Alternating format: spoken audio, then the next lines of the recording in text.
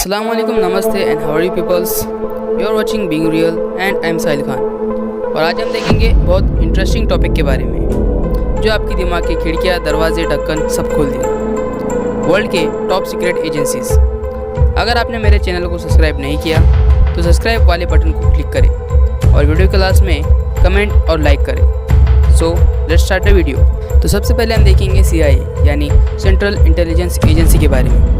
ये USA यानी United states of America की सीक्रेट एजेंसी है। ये एजेंसी फॉर्म हुई थी 18 सितंबर 1947 को। इस एजेंसी में 21,000 से ज़्यादा लोग काम करते हैं। CIA के डायरेक्टर गिना हैस्पेल है जो एक फॉर्मर इंटेलिजेंस ऑफिसर रह चुकी है। गिना CIA को 2018 से लीड कर रही है। इनका काम है साइबर अटैक, पैरामिलिट्री ऑपरेशंस और टारगेटेड लोगों को स्पाई यानी जासूस के थ्रू मारना।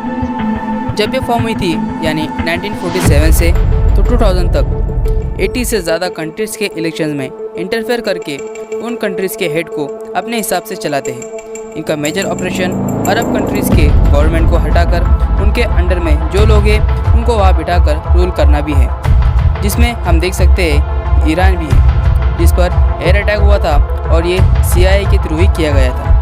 CIA ने एक नेशनल इमरजेंसी अनाउंस किया था। उनका मानना था कि सद्दाम हुसैन के पास वेपन ऑफ मास डिस्ट्रक्शन है, मतलब ऐसे वेपन जिससे पूरी दुनिया डिस्ट्रॉय हो सकती है। और उन्होंने इराक पर वॉर किया पर वहाँ कुछ मिला नहीं और CIA गलत साबित हुई। और अब बात करते हैं सऊदी अरेबिया की इंटेलिजेंस एजेंसी के बारे में। GIP यानी जनरल इंटेलिजेंस प्रेसिडेंसी। ये फॉर्म हुई थी 1955 में। इनका बजट 500 मिलियन से ज़्यादा है। मुकरिन बिन अब्दुल अजीज़ इस एजेंसी के हेड अपॉइंट किए गए हैं। ये एजेंसी एक ऑर्गेनाइजेशन में चेंज हुई थी 1970 के बाद, और जब इसको गाइड किया था प्रिंस तुर्क अल फैसल ने। अल फैसल के USA के साथ बहुत अच्छे रिलेशंस थे, पर 9/11 के टाइम पूरे रिलेशंस बिगड़ गए क्योंकि CIA ने क्लेम किया था कि 9/11 के अटैक में सऊदी अरेबियन प्लेन हाईजैकर्स थे। सीक्रेट एजेंसीज में भी वॉर होते हैं, यानी ये कभी भी हाथ मिला सकते हैं, हाथ वापस ले सकते हैं और हाथ काट के हाथ में भी दे सकते हैं। 2018 में GIP को फिर से रीऑर्गेनाइज किया गया था एक नए और अच्छे फॉर्मेट के साथ। अब देखते हैं शी जिनपिंग की MSS यानी मिनिस्ट्री ऑफ स्टेट सिक्योरिटी। ये एक चाइनीज सीक्रेट एजेंसी है। इनका एनुअल बजट 8 बिलियन से ज़्यादा है। इस डिपार्टमेंट के हेड है जनरल ली केनॉन। MSS सबसे ज़्यादा खतरनाक साबित हो सकती है अमेरिका के लिए। ये वर्ल्ड में पहली ऐसी एजेंसी है जो इंटेलिजेंस एक्शंस के साथ में अपने कंट्री के इकोनॉमिक प्रोमोशन पे भी काम करती है। MSS चाइना को डेवलप करने के लिए बहुत सारे इवेंट्स ऑर्गेनाइज करती है। 2018 में CIA ने MSS के 2 एजेंट्स को पकड़ा था जिन्होंने नासा और अमेरिकन नेवी के डाटा को हैक करने की कोशिश की थी। USA ने चाइनीज़ कंपनी हुआवे को भी बैन कर दिया था क्योंकि उनका मानना था कि इसमें काफ़ी ज़्यादा डाटा लूप होल्स है, जिसकी मदद से वो अमेरिका का डाटा डिस्ट्रॉय कर सकते हैं या फिर बिना उनको पता चले हैक कर सकते हैं। हाल ही में इंडिया ने भी 59 चाइनीज़ एप्लीकेशंस को बैन करके पूरे वर्ल्ड में as a example of excellence set किया है, और चाइना को कई मिलियंस का नुकसान हुआ है। और हमारे इंडिया के काफ़ी सारे टिकटॉक स्टार एक रात में बेरोजगार भी हो चुके हैं। और अब इंडिया की बात चल ही रही है तो बात करते हैं हमारे इंडिया की सीक्रेट एजेंसी के बारे में। रॉ यानी research and analysis wing. Raw form हुई थी 21 सितंबर 1968 को। ये एजेंसी फॉर्म हुई थी पाकिस्तान सीक्रेट एजेंसी ISI के एक्शंस पर नज़र रखने के लिए। रॉ में अप्रॉक्सीमेटली 10,000 ऑफिसर्स है और उनका बजट 300 मिलियन से ज़्यादा है। रॉ और ISI पे काफ़ी सारी मूवीज़ भी बनी है, जैसे कि टाइगर। ये नहीं, ये भी नहीं, हाँ एक था टाइगर जिंदा है, जिसमें सलमान खान पता नहीं क्यों देशभक्ति छोड़ के कैटरीना से शादी कर लेते हैं। औरत का चक्कर बाबू भैया, औरत का चक्कर बहुत बेकार होता है। कैटरीना से याद आया ISI जो एक पाकिस्तानी सीक्रेट एजेंसी है, इंटर सर्विसेज इंटेलिजेंस।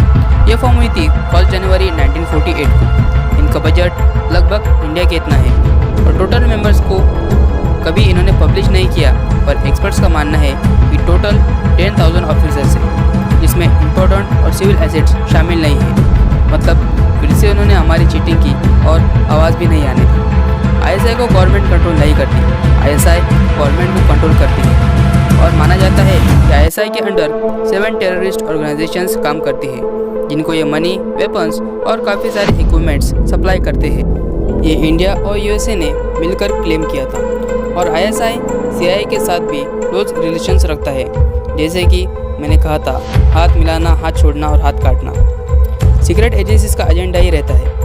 आईएसआई ने अपने बेगुनाही साबित करने के लिए सीआईए की मदद की थी ओसामा बिन लादेन को मारने के लिए, और पाकिस्तान के न्यूक्लियर वेपन्स पर भी इनका ही कंट्रोल होता है। आईएसआई के डायरेक्टर है जनरल फैज़ हमीद, जो अपॉइंट हुए थे 17 जून 2019 को। और अब देखते हैं रशिया की सीक्रेट एजेंसी, जिसका नाम है फेडरल सिक्योरिटी सर्विस, और उसका एक इंटीग्रेटेड ग्रुप है GRU, जिसका फुल फॉर्म आप खुद ही देख लो। ये एजेंसीज को रशिया के प्रेसिडेंट पुतिन ही ऑपरेट करते हैं। प्रेसिडेंट पुतिन भी एक फॉर्मर सिक्योरिटी ऑफिसर रह चुके हैं। इस एसोसिएशन में 66,000 से ज़्यादा ऑफिसर्स हैं और 4,000 से ज़्यादा स्पेशल फोर्स ऑफिसर्स हैं। ये एजेंसी इस्टेब्लिश हुई थी 12 अप्रैल 1995 को। ये काम करते हैं बॉर्डर सिक्योरिटी और काउंटर टेररिज्म एक्शंस पर। FSS सिर्फ रशिया में काम करते हैं और GRU इंटरनेशनल सिक्योरिटी पॉलिसीज़ पर काम करती है। GRU प्रेसिडेंट से रिलेटेड नहीं होती, ये डिफेंस मिनिस्ट्री के अंडर काम करती है। GRU ने एक हैकिंग स्क्वाड है जिसका नाम फैंसी बियर है। इन्होंने मेजर साइबर अटैक 2016 में USA प्रेसिडेंट के इलेक्शन के टाइम किया था, जिसमें 12 GRU के हैकर्स ने मिलकर हिलेरी क्लिंटन, जो डोनाल्ड ट्रंप के अपोज में खड़ी थी, उनके ईमेल हैक करके उनको लीक कर दिया था, जिनसे उनके पूरे स्ट्रेटजीज सामने आ गए थे और डोनाल्ड ट्रंप जीत गए। जैसे कि सब जानते हैं कि हिलेरी क्लिंटन बहुत पावरफुल थी और रशिया ये नहीं चाहता था कि उनको हिलेरी क्लिंटन को फेस करना पड़े। और सब जानते हैं दुश्मन का दुश्मन मतलब दोस्त, और GRU ने डोनाल्ड ट्रंप को जिताकर ये साबित किया। और अब लास्ट देखते हैं इसराइल की सीक्रेट एजेंसी मोसाद के बारे में। इनका टोटल बजट 2.7 बिलियन है और इसमें टोटल 7,000 से ज़्यादा मेंबर्स हैं। मोसाद एक हिब्रू वर्ड है जिसका मतलब इंस्टीट्यूट है। ये वर्ल्ड की सबसे शार्प और एक्सीलेंट सीक्रेट एजेंसी है। इसराइल छोटा पैकेट है और उसकी एजेंसी बहुत बड़ा धमाका कर सकती है। मोसाद ने खुद कंफर्म किया था कि इन्होंने ईरान के 5 न्यूक्लियर साइंटिस्ट्स को मारा था और 2010 में मोसाद ने ईरान पर एक साइबर अटैक भी किया था, जिसकी वजह से पूरे न्यूक्लियर वेपन्स के डाटा में वायरस डाल दिया था और ईरान का न्यूक्लियर डाटा डिस्ट्रॉय किया था, जिसको स्टोर करने में ईरान को काफ़ी साल लग गए। ये मोसाद की तरफ से सबसे बड़ा डाटा डिस्ट्रॉइंग साइबर अटैक था। मोसाद के डायरेक्टर योसी कोहेन है। सो फ्रेंड्स, आज के लिए बस इतना ही। जल्दी मिलते